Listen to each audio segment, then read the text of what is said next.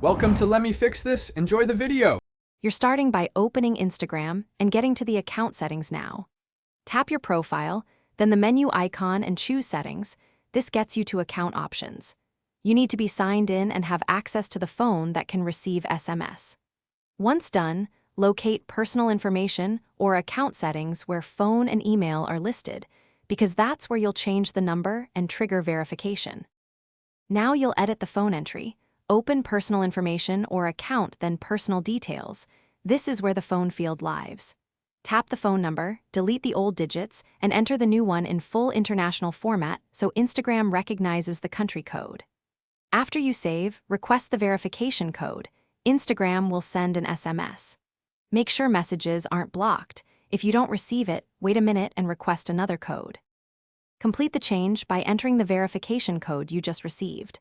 Type the digits exactly and submit.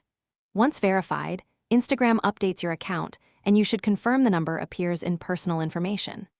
Also review two-factor and recovery settings to ensure your account stays secure. If verification fails, try the troubleshooting tip. Switch to cellular data or Wi-Fi, restart your phone. Thanks for watching. If you found this helpful, don't forget to like and subscribe.